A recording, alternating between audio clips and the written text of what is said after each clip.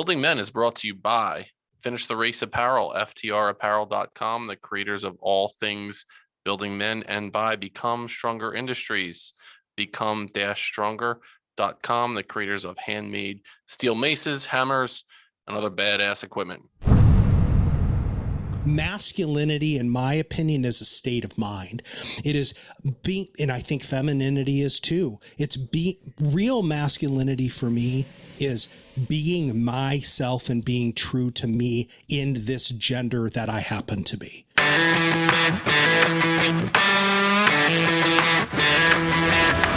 You're listening to the Building Men podcast with Dennis and Anthony Miralda, brothers on a mission to help you become the strongest version of yourself, mentally, spiritually, emotionally, and physically.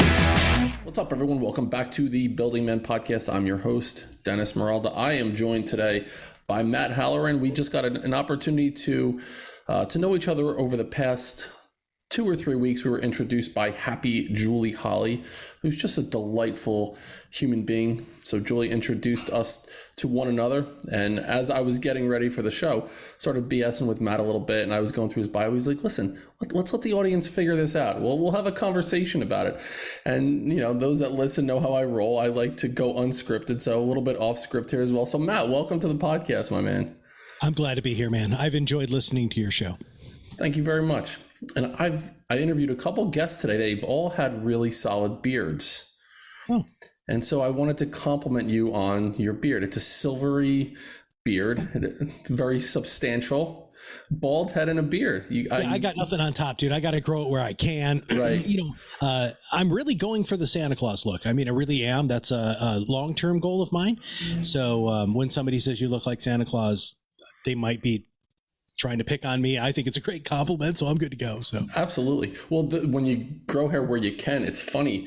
You get to a certain age, and I'm right at that age. I'm 45 years old now, where I had to go to readers, which was a big thing for me. Going from, I always was really proud of my 20/20 vision for some reason. It had nothing. It wasn't like a thing that I had accomplished. It was just my eyesight, right?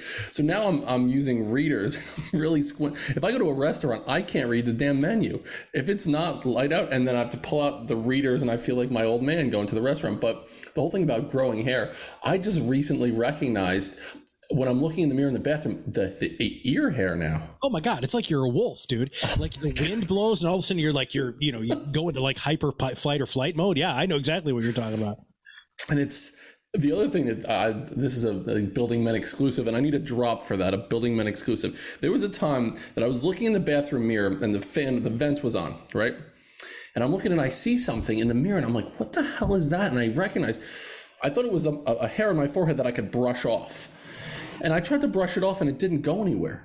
And then I grab it and the skin on my forehead starts to protrude out like you're pulling something. Yeah. Holy, I have a hair growing out of the middle of my forehead. Who knows how long it was there for, Matt? It could have been a decade. And how many people saw me in my profile and saw a 6-inch hair coming out of the middle of my forehead, that I was that guy. So that's how we're going to start this episode off with awesome, unwanted body hair. So what you do is you're a businessman. You coach people, you mentor people. A lot of it is done in this podcasting space, right? So talk to us a little bit. One of the things that you talk about, Matt, is the story. You really need a story to pull people, and you have to have that thing that people want to follow along and listen to. So if you were to give your Cliff's Notes version of your story, how would you tell people about that? Started behind the microphone as Madman Matt Halloran at 13 years old. My high school had a radio station. I remember getting off the mic the first time in Dennis. I ran into my advisor's office, and her name was Chris Kirkpatrick. I said, Chris, I know exactly what I want to be when I grow up. And she said, yeah, you're going to have to think about another job, right? She's like, look, you're never going to make money in broadcasting. You just need to deal with it. So my first real dream got crushed terribly, like within the 15 minutes of my high of being behind the microphone. So Cliff Notes, Navy, got out of the Navy, went to college, got my undergraduate degree in biomedical ethics, basically did end of life conversations in Omaha, Nebraska, My wife and I became family teachers at a place called Boys Town, where we lived with 36 at-risk teenage boys over about a 5-year period, which is very important to this show. Right. I built men, right? That was what I did. And I showed them I was able to be a father to kids who had no father. And as one who didn't have one, it was pretty freaking cool. I became a therapist after that, failed miserably at being a therapist. After about $70,000 of student loans, found out I sucked at being a therapist, which I sure wish I would have known beforehand.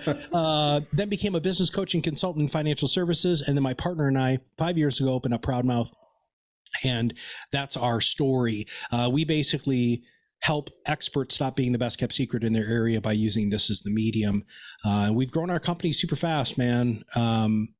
We've produced over 4,000 episodes now and over 50,000 social media posts in the most regulated environment, which is in financial services.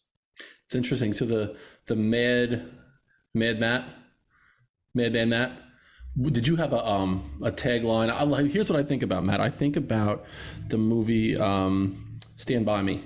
When Lard Ass is eating the blueberry pie, and they're chanting Lard Ass. Do you remember the guy in front of the microphone? He was the radio guy. That's the guy that I hold as the pinnacle of that fast talking radio guy. From the backs and tacks to the best on wax, it's a KLAMN. That's the guy that I would. Did you have a guy that you were like, Absolutely. This is the guy? Yeah. I mean, well, so for me, it was, there was a television show. I'm not much older than you, even though I look way older than you. It was called WKRP in Cincinnati. Yes, I remember that show. So that's why I wanted to do radio. I wanted to be Johnny, whatever his name was, who just recently passed away, by the way. He's stoned out of his mind, playing great records, right? I mean, that was the whole, that's who I wanted to be when I grew up. And I was successfully part of that statement. But I just loved it. And man, I'm able to, in fact, it's funny. I competed in forensics in broadcasting. And so what I would do is I would do radio broadcasts. They had to be 3 to 5 minutes. They'd give us a stack of copy. We had to cut and paste and write our transitions within 5 minutes and then deliver it in another 5 minutes. And so, man, I know how to talk super crazy fast and make weird transitions. And yeah, it's just, this is what I was born to do. Right. And I'm just very grateful that I can do it. WKRP in Cincinnati. That took me down memory lane. That came on right after Night Court, I think. Yeah, Night Court, dude. I love that show. One of the greatest theme songs ever, by the way. So, Judge Harry T. Stone, if I'm getting that right. Well, that one in The Greatest American Hero, that was another, like that opening theme song to The Greatest American Hero, I still think is probably, if you ever watched the show, the most recognizable and really tear-jerking. I mean, it's a really powerful song. And the guy who was the lead was the singer. I don't know if you know that. Interesting. Fun fact. I love fun facts on the podcast. So we talked about your story, and that's how we began our journey here. What I recognize, you think about the Tony Robbins thing, you change your story, you change your life, you change your world. Was there a negative story that you were telling yourself through this whole time? You had the guidance counselor who told you, listen, you're going to have to pick something different because this is not who you're not going to be able to make money doing this. Was there a negative story that you were telling yourself during this whole process of finding your path in the world? Oh, of course, dude. I mean, there's negative stories consistently throughout my entire life. And I never really realized what those were until I actually found out that it was actually legitimate mental illness, to be really honest, right? To find out that all of the symptoms that really happened there were a combination of depression and raging ADHD. Now, mind you, I've known I had ADHD since I was a little kid. But yeah, there's always self-doubt. Like, dude, you spend $70,000, you become a therapist and you find out you suck at it. I mean, how does that not damage you as a person? I was going to help heal people's brains and I wasn't good at it, right? I mean, that's brutal, man. So here's another. So when I did biomedical ethics at this hospital system in Allegiant Health, everybody died. So everybody who I came into interaction with died. And one of the things that just kept coming up, and my wife, she kept asking me the same question, which was, how much longer can you do this? You're not cut out for this. And here's the puff my chest out. I can freaking do it, right? I'm strong. I'm a man. I can do. No, dude, I couldn't. That was not me. Now, mind you, I cried a lot, which is very important when you're experiencing death with somebody else. If you don't try to fully experience that death in your own way and process it, it really can mess you up. I've never been afraid of crying. I think it's actually quite manly to show emotion. But man, I'm telling you, there were all sorts of tapes of failure, of not living up to expectations. I mean, they're more than I could even probably isolate. It's interesting mentioning you didn't think you were that good at being a therapist, but I would argue what you're doing right now is in a therapeutic way, helping a larger group. You might not have that intimate connection in a one-on-one capacity, but the words that you're saying now, the messages that you're giving, the advice, it's probably helping a larger group. So I would push back and say, I think you are a pretty damn good therapist. It just might not be in the traditional sense. I use those therapeutic techniques every day, all day long, right? And so I was a terrible therapist. I was a damn good therapy student, and I learned all of those tips, and I know how to employ those at different times. I was just on another show called the Biz Bros podcast on Monday. Two guys, by the way, I should totally introduce you. It's a great show. And they asked me what my superpower was. And I said, my superpower is hyper focus during a show. And they didn't really understand that. And so when you have ADHD, you have this gift and a curse, of course. With life, there's always the two sides, the yin and yang and the balance, right? And so the gift is I have hyper focus. So Dennis, there's nothing in the world to my brain right now more important than you. Period. Nothing.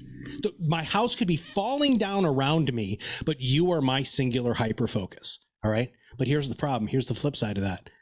I also have something called object permanence issues, which means when we're off the show, I'm not going to think about this again. And so I could run into you in person after we spend this wonderfully intimate time together. I will remember your face, but I will have absolutely no idea why I know you. And I've learned coping mechanisms on how to deal with that. But that's why I love to do what I do, because I've been able to find out what other people would think about as deficiencies and figure out how to make those part of me. Our foundation here is very simple for who we are and what we do. You have to unapologetically be yourself. Okay. When you give yourself the gift of unapologetically being yourself, whatever that means, right?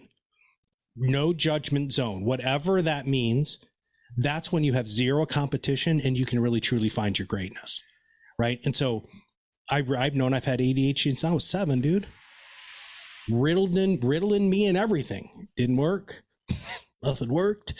Running, work, that was probably about it. But yeah, dude, even the things that you can look at as huge detriments to your own personality, your own personal growth and development, I really believe it's about perspective. You ask me, Matt, what are the bad stories? Do I have bad stories? Yes, I do. We all do. I don't dwell on those at all. Yesterday was yesterday, dude. Right.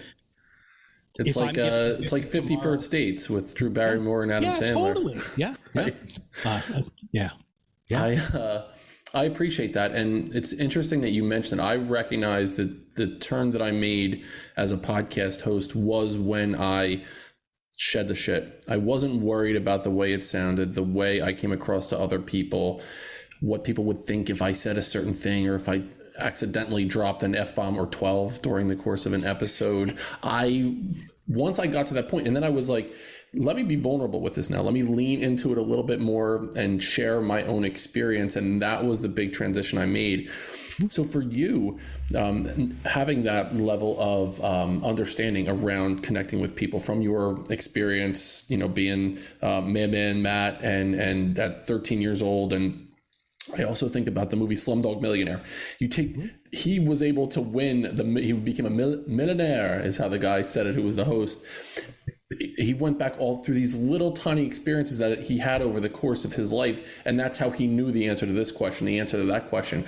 What's a lesson or two that you've learned that at the time you didn't recognize this is going to serve me in my future, teaching these skills to other people. So what's a lesson or two that you learned that at the time you're like, oh, I'm not sure about this, and now you're like, this is why I needed to experience this specific thing in my life at that time, because now I'm helping other people? That's a tough question, dude. And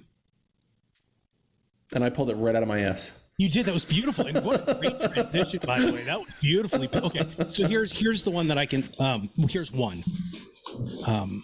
So something that I talk a lot about today as to teach people how to podcast and create engaging social media is you have to listen. And a lot of people don't understand that that's actually how you have successful communication online, is you have to show that you're listening. Most people are just talking at people. All right. So here's my quick story. So when we were at Boys Town, we worked with young at-risk teenage boys. The youngest one was 9. I think the oldest one was 13 in our house. I mean, these kids were the kind of kids who are like chucking bricks at you, screaming, yelling, telling you your mother was all sorts of names. I think my favorite one was, his name was Wally. Wally told me that my mother was a whore who was on the needle, and he was 11, right? Joe was our youngest kid. We found him, or he got arrested for stealing car stereos, and he was already addicted to Marlboro Reds. So these are the kind of kids that we worked with. And so I'm going to get emotional here, so I'm just going to warn you. So we're at the College World Series. Now, you just interviewed, this professional baseball player who you were a huge fan of. And by the way, I think you handled your fanboyish stuff really well with him. It was impressive because I could tell you were like super excited about it, right? So you know what the College World Series is, right? Omaha, Nebraska, huge baseball event. I am not a fan. Right. I'm not a sports guy, right? It's just not how I am. That's not how I programmed. But we would take our Boys Town kids there because they would give us free seats. Right. So we would, they were good seats, dude. I mean, like, they were expensive seats. And so at the end of the College World Series, at the end of every game, there's a huge fireworks show. And Omaha is known for their fireworks. There's so much money in that town. It's unbelievable. And so we were there with 3 other families. So there were like 12 kids there. And we knew that we had to get our kids out of there, right, before the crowds, because we were afraid we're going to lose one of the kids. Like, these weren't our kids, right? And College World Series was freaking crazy. And so top of the 8th, we're going to leave, right? Which means that we could have left the stadium, gotten in our vans, drove to a place where we could see the fireworks. We weren't going to be around crowds. So we all get up and see, we're professionally trained, right? We knew all of the tips, tricks, and techniques for behavioral modification, all this stuff. Hey, you know what you're doing right now is this. I really appreciate this, blah, blah, blah, right? And this little kid, we had gotten him from the Deep South. They found him locked in a refrigerator because he was being punished. Okay. CPS came to Boys Town. So I used to call him my little gentleman because he was so polite. He wouldn't leave. So we're like, that's never happened, Dennis. Like, right. You tell these kids what to do, they freaking do it, right? Because they know that they get treats and shit at the end of the night. He wouldn't do it. And so I'm like, hey guys, I got this. I'll take care of this. You guys go out to the vans. I'll catch up, whatever. And I'm trying everything, every tip, trick, technique, whatever I possibly could. In this, he wasn't even making eye contact with me, that's bad, right? And I'm trying negative consequences. I'm trying positive reinforcement, all of this stuff, man. It wasn't happening. And I stopped everything. Centered myself. I took a deep breath. And I'm like, I'm missing something here. I was so caught up in my head that I was just like, oh, I'm going to make this kid do what I want him to do, right? Didn't work. Fireworks started. Tears streaming down this kid's face. Just like joy. The smile from ear to ear. He'd never seen fireworks. Ever. And he was afraid that if we left, he wasn't going to be able to see the only fireworks show he could ever see in his life. What did that teach me? One, it's not about me. Nothing is about me on the grand scheme of things. It's about helping other people. And number 2, When everything you've tried doesn't work, stop trying and let whatever's supposed to happen happen. That was a powerful story, man. I'll tell you, it gets you right between the right in the chest area, you know, when you feel that emotion, especially something that you do or don't do or are unable to do, and the impact that it has on a child. That's the real stuff. That's the stuff that it's not about money. It's not about glory or fame or anything. What can you do to impact the life of another person, make someone breathe a little bit easier because of your existence on a planet, especially if it is a kid who's never experienced something like that. And that's a memory that kid will never, ever forget. That is burned into his memory forever. And whenever there's an emotion attached to an experience, you can probably go back to that experience, Matt, and you can remember the way it smelled. You could see that people's faces because of the emotion that was attached to that experience. I appreciate you going back there with us and sharing that story. So taking the lessons that you've learned, those little bits and pieces to create a platform for people to learn how to succeed in this space, in this podcasting space. What do you see as for someone new into the game? What's the common mistake that people are making as they're getting started? Because I'll tell you, I likely made that mistake. Whatever you're about to say, I did that. Whatever it is, I'm pretty sure. Well, so the number one thing that we always find with people when they start a podcast is they don't have a plan. Right. So don't just start podcasting. Before you ever hit record, you have to come up with 12 to 18 podcast topics that you can outline and have sub points and talking points for each of those shows. All right. Because number one, when you hit record on the first one, I know I've got 18 ready to go. So your confidence level increases. So that's probably one of the biggest mistakes that we see more than anything is they think that they can just show up and get behind the microphone. They don't do any warm up. They don't do pregame. They don't put themselves right mentally. A lot of times their post-production sucks. Here's the deal, guys. And everybody who's listening to this, audio matters in podcasting. I'm sorry. It really does. If the person that you're talking to is smacking their lips when they open their mouth every single solitary time and you don't edit that out on the back end, you're going to drive your audience crazy and they're not going to listen to your show. If there's ambient noise in the background, fans, farts, dogs, whatever, and you don't edit that out or you don't plan for that, your audio's not good. There's a huge difference, Dennis, between audio and video. Video's very forgiving, because you can have all sorts of stuff going on because you got the visual stimulus and I don't have to worry about it. But podcasting is fiercely intimate. People listen to podcasts when they're exercising, when they're getting ready in the morning, when they're driving to work, or when they're exercising. That's it. That's when people listen to these shows. You are being invited, Dennis, your podcast, you are being invited into somebody's personal quiet time. And you have to keep that in mind when you're doing your show. That is the end user is using your product in that medium, and you have to plan for that. So I did make that mistake. Both of the mistakes that you just said. The first episode, it was ready, fire, aim when I started the podcast. It was me getting out of a dark, depressive state, and I needed to go back to something that I was passionate about, which was the Building Men program that I ran as a principal so many years before. And I wrote the first episode. I called it The Decision. And I scripted it and I read it off. I read it off the screen and I scripted everything.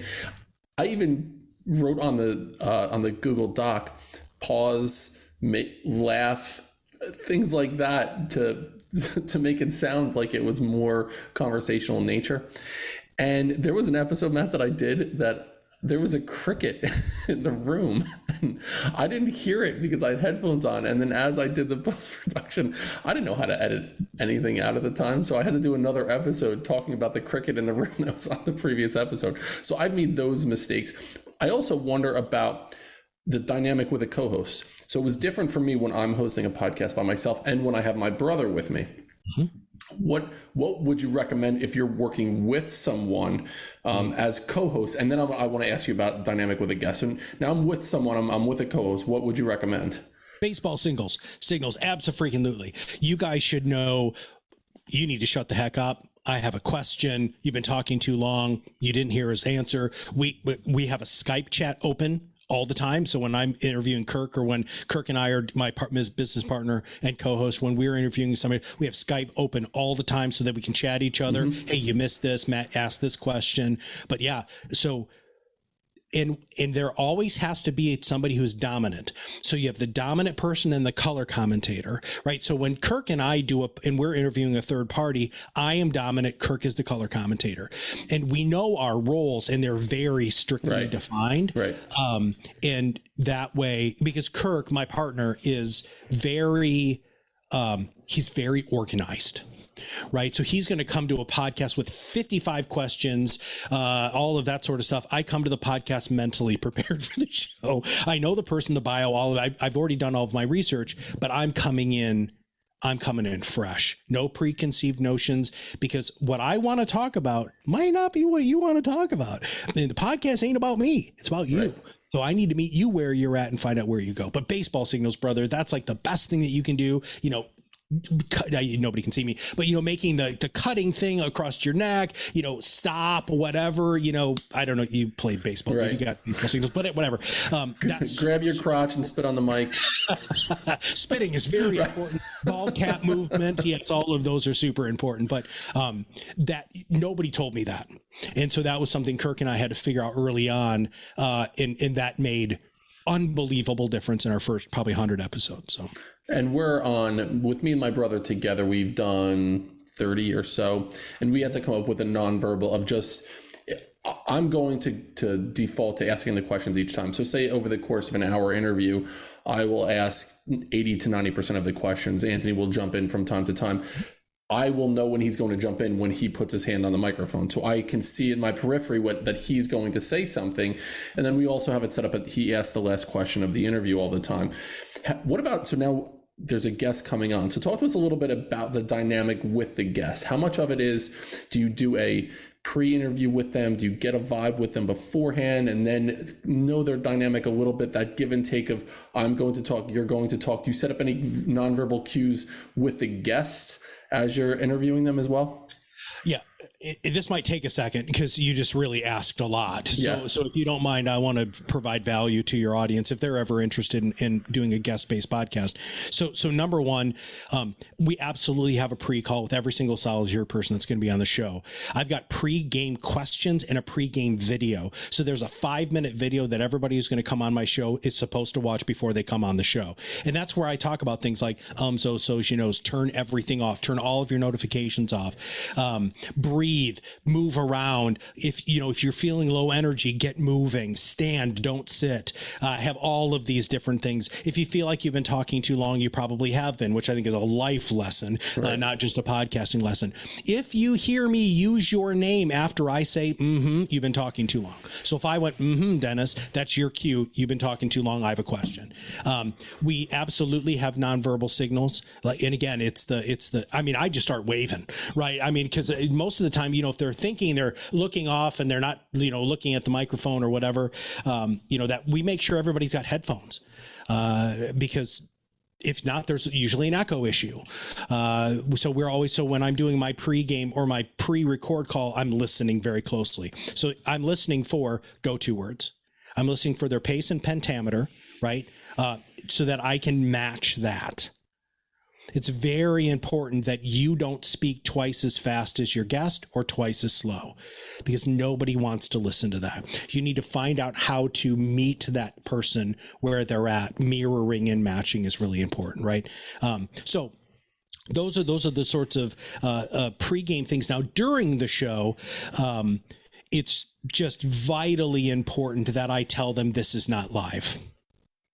That reduces everybody's stress. Right. But before I ever hit record, I have to make them laugh, because then their energy changes. So many people, Dennis, are so nervous coming on the show, right? Oh my God, I'm going to sound stupid. All that stupid tape thing that you asked me earlier, right? That stuff happens. I know if I can get you to laugh, dude, there, your stress went down, your energy went down, and I'll wait for their voice to switch. So we'll be talking. They're like, Matt, are we ever going to get recording? No, we're not ready yet. Okay. Yeah. So I'll tell them a joke. I don't tell jokes. Usually self-deprecating humor. And then that usually gets them to laugh. And then the minute that they laugh, I say, okay, we're ready to go. Yep. And then afterwards, I always ask them how the show went. Okay, what did I do well? What did you like? How did you feel? And they're like, Matt, I felt a switch there. Yep, so did I. But I've done 1,000 of these, Dennis, right? So, I mean, I'm so lucky that not lucky. By design, I created a life where I get to do this for a living.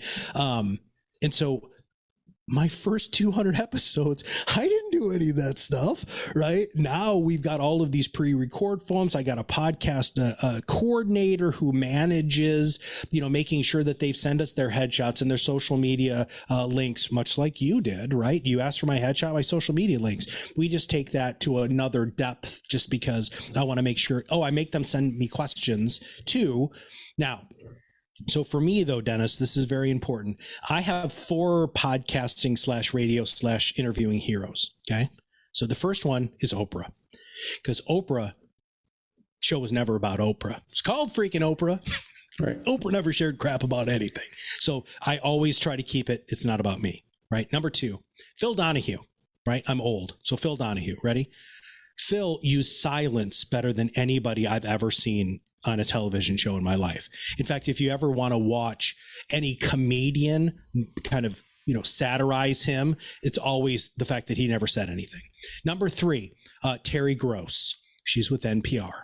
The greatest interviewer who's ever lived in our time frame, who has literally interviewed every famous person ever in history. She is the greatest interviewer. And I love her because even though she's interviewed everybody, you still feel super special. And then last but not least, Larry King. Now, Larry King, whatever, you can believe what you want with Larry King. He had some demons, right?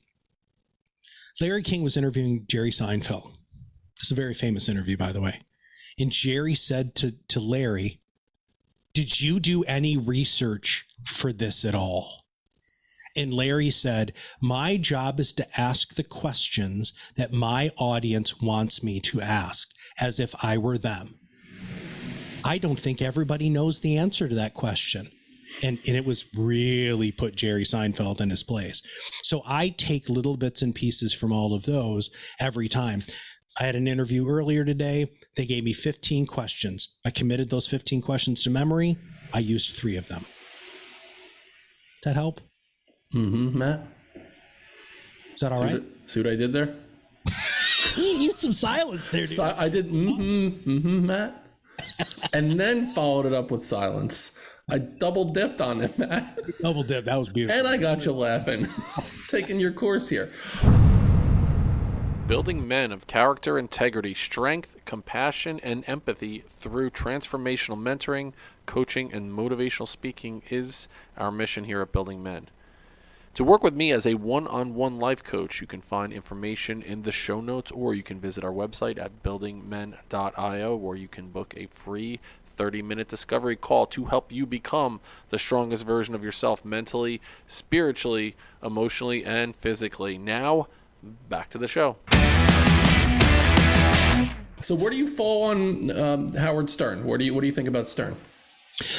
I think he's the godfather, right? I mean, he's the godfather of shock radio, though. I mean, you have to understand what his niche and what his focus has been.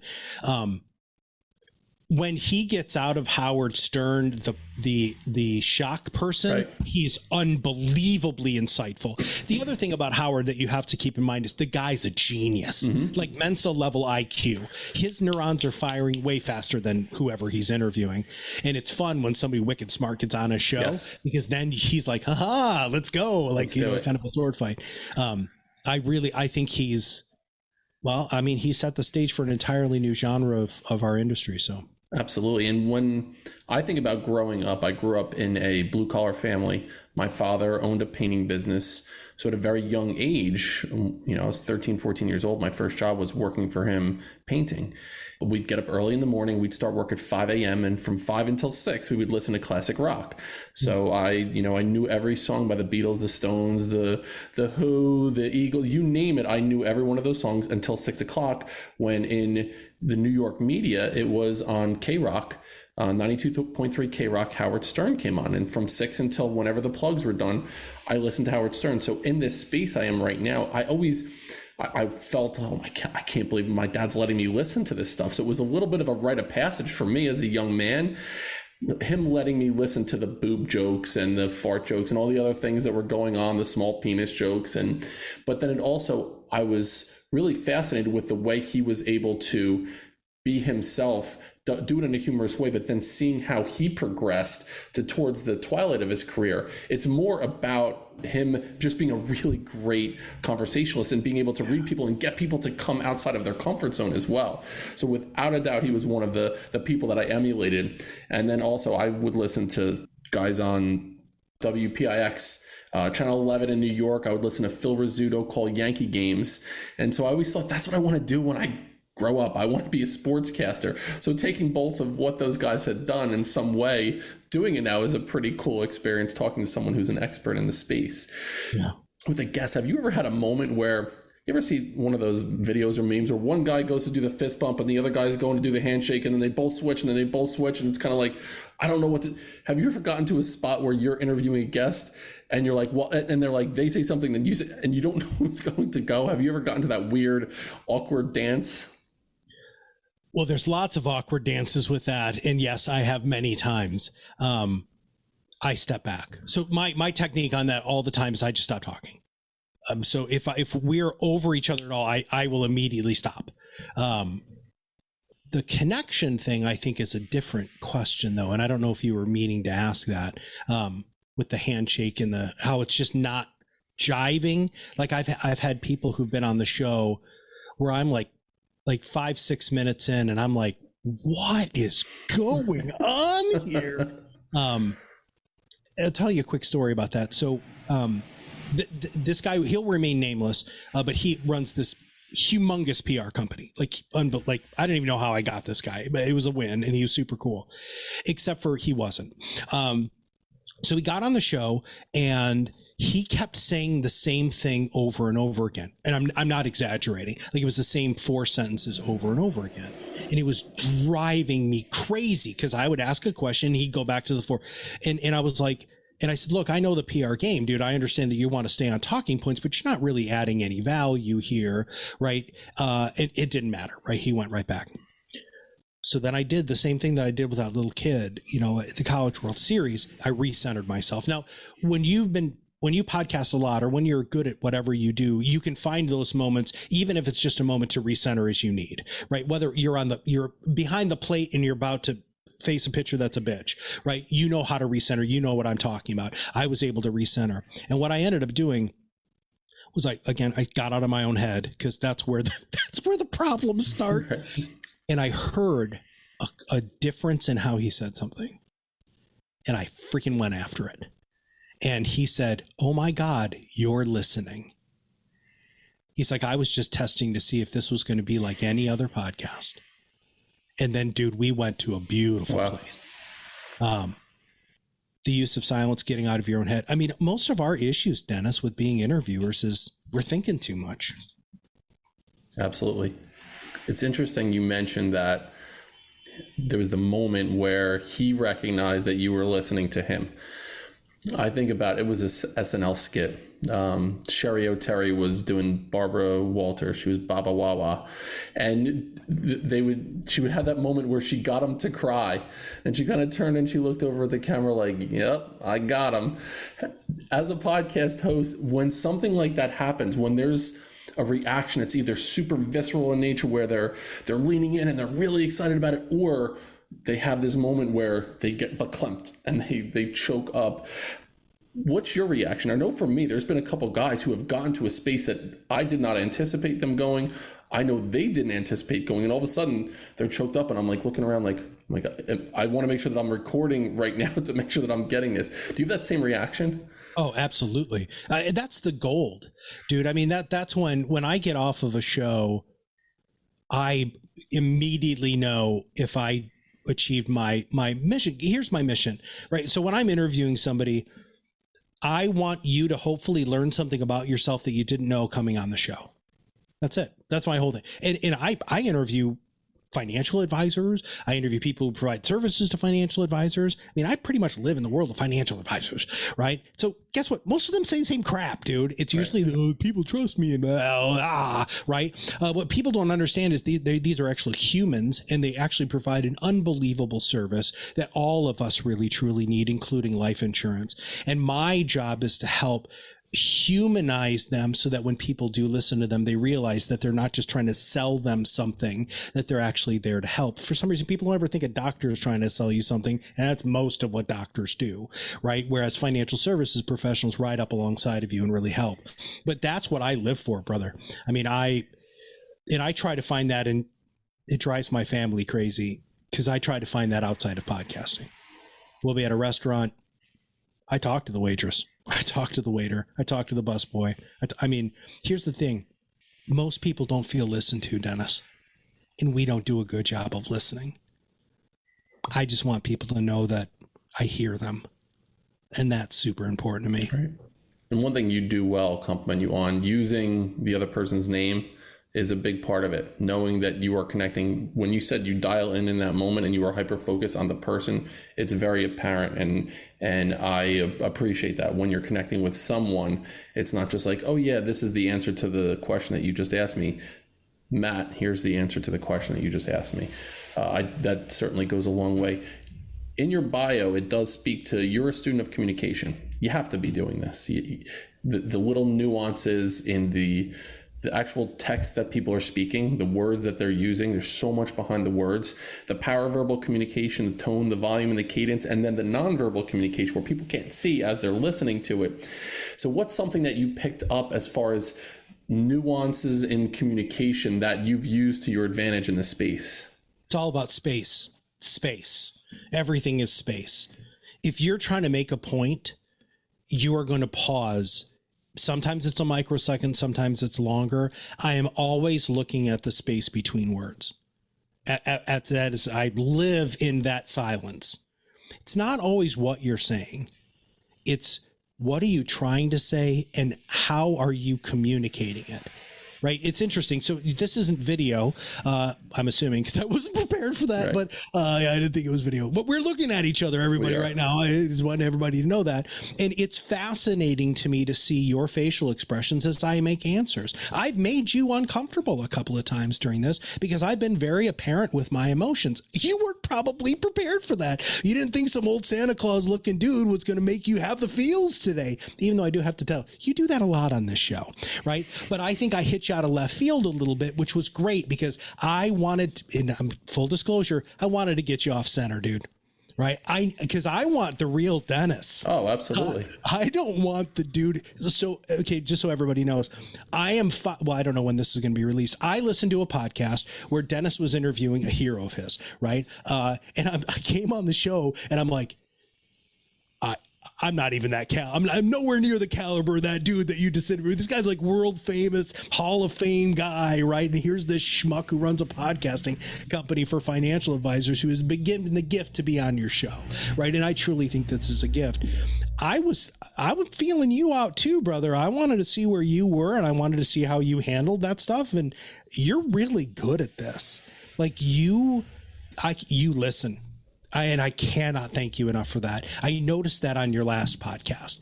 There were certain things that guy said. Of course, I'm not going to remember his name because I don't play baseball or I don't watch it. But there were certain things that he said that you jumped in on. And I was like, damn, Dennis, you're really listening to this guy. And that's why your show is good. That's why people listen. That's why people subscribe, is because you can tell you care. And I want to thank you as a guest because you've made me feel that way too.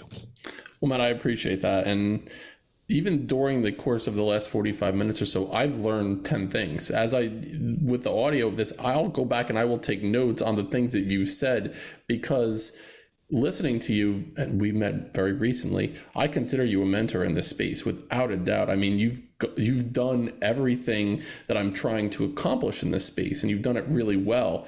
And I I absolutely appreciate you being here, and I will certainly take notes from this and share them out with other people, because it's so important. Outside of the podcasting portion of it, just communication, just having conversations with individuals. Life is about the conversations. It really is. And when you're doing it in a space where you're able to connect with people that we would not have met other than the podcasting world. That's right. So I'm truly grateful to be in this space and consider you a colleague in this space as well. So thank you. Truly appreciate it. Two last questions that I have, Matt, would be the first about the boys group that you were in. Mm-hmm. You shared your story, your upbringing in a situation where you did not have that, home father, mentor person in your life. And you went down a road of mentoring young men, which Building Men, that's where it started. That's what it's all about, is helping young men understand what masculinity means. And even men that are in their 40s, like I am right now, guys that are stuck and don't truly understand because of whatever reason as they were growing up, the stories that they were telling themselves, their past trauma, didn't fully come to terms with their own masculinity. So you had to develop a sense of masculinity without that strong father figure in your household, without that person to look up to. What stories did you need to hear? Do you wish, as you went back to that time in your life, middle high school age time, what was a story that you wish you heard that would have helped you as you were transitioning from boyhood to manhood? I think a lot of people think it's a switch. And with the absence of anybody to ask that question to, I sure as hell did. I thought, oh, one day I'm going to be a dude, right? Yep. I'm going to be, and were there physical things that happened? Yes. That signified that I was becoming what is commonly known as a man. The other thing that I really wish somebody would have said was, it's not black and white. And that to me would have changed, because I was raised, it was black and white. That's it. That there's no gray area between masculinity and femininity. If you're masculine, you are masculine. If you're feminine, you're feminine. I don't believe that's the world we live in. I believe that it's very, very, very fluid. I think that you can still be the manliest of all men and cry at commercials. I believe that you can be the manliest of all men and wear dresses and skirts. Masculinity, in my opinion, is a state of mind. It is being, and I think femininity is too. It's real masculinity for me is being myself and being true to me in this gender that I happen to be. That's what it means to me. Nobody told me anything like that, dude. It was like, no, you got to be like aggressive and mean and treat women like, seriously, this is with the tapes that I had growing up, right? Conquer as many women as you can. Come on, man, what the hell? What a horrible thing for people to say to young kids, right? And then say something totally different to women and wonder why that there's issues. I don't know. I wish somebody would have just said, hey, Matt, you know what? You're just as manly behaving in the way that you're behaving because it's okay. Does that make sense? Absolutely. It's one of the founding pillars of the initial Building Men program was, it's not about how good of an athlete you are. It's not about how many girls that you are with or the number of notches in your belt. And it's not about accumulation of things or the number of zeros in your bank account. Those are not the things that make you a man. It comes from something that's internal. And there is that play, that dichotomy, the balance between masculine and feminine energy. And I do believe that men, there needs to be a level of strength and stoicism, but at the same time, there needs to be a connection with that vulnerable self. Like you're able to stand up for yourself, but you're also able to be vulnerable and say, listen, I am not okay right now. I need help here. It's okay to cry. It's okay to not be okay. Absolutely. Absolutely. There are times that I'll be on the couch. It's like, a Hallmark commercial. I feel welling up in my. I look over, my kids are like, Dad, are you crying right now? Like, come on, it's a Hallmark commercial. Give me a break here, Yeah. My last question, Matt, is me and my brother started asking this question recently, and it will be the founding or the grounding force to the book that we are in the process. Spoiler alert for the Building Men audience, in the process of writing. We asked the guests at the very end of the show about one thing like, what's the one thing that you can do? You press pause on this podcast right now. You're in the middle of your workout. You're driving to work. You're exercising, whatever it is. What's the one thing that you can do, press pause, that you can do right now, that if you do this, it can change the trajectory of your life? What would that be? Listen. Just stop listening to respond. I want you to listen and actually listen. If everybody did that, Dennis, we wouldn't be in the world state that we're in today. But everybody just wants to talk at each other. Nobody's listening to anybody's feelings, ideas, or whatever. It's just shut up and listen for listening's sake. Don't listen so that you can respond intelligently, unintelligently, passionately, religiously, spiritually, whatever. Just shut up, let people talk, absorb what they have to say, take it, remembering you don't know the journey that they had 5 minutes before they started talking to you, right? But just shut up and listen. It's beautiful. Matt Halloran, where can the Building Men audience find you? How can we connect with you? Yeah, I'm on LinkedIn, dude. So I'm old school business. So, I mean, if you want to find out more about like actually what we do for people, just go on LinkedIn. If you type in my name, surprisingly enough, I was going to tell you this earlier. So I have Google alerts on my name because, by the way, everybody should do that. Please, everybody do that. There's a baseball player with the name Matthew Halloran. He stinks, by the way. And so I keep getting these Google alerts about this guy who's a pitcher in Minneapolis or something. And he's like, he sucks. So anyway, but yeah, type in Matt Halloran on LinkedIn. I will come up. I have lots and lots and lots of activity on there, and I would love to be able to help anybody. If you want to learn how to podcast, if you want to learn how to create content, if you just want to change your life so that you're not the best kept secret, I would. If there's anything I can do, that's what I'm here for. That's amazing. I truly appreciate the listening piece of advice. Hit home with me. Talk to teachers all the time right now about the importance of listening. We talk about, putting so many words out in the space. If you think you're talking too much, you probably are. If you could say something in 8 words, don't say it in 182. Amen to that, brother. And I'll drop it right there. So for the Building Men audience, find us on Instagram, building.men, buildingmencoach@gmail.com. And our website is buildingmen.io. Matt Halloran, I truly appreciate it. This was a really eye-opening experience for me. I learned a lot during this episode. I'm going to take your advice. I'm going to listen to my kids a little bit deeper than I have in the past after this conversation. For the Building Men audience, go a step further than you thought you can go. We'll see you next time on Building Men.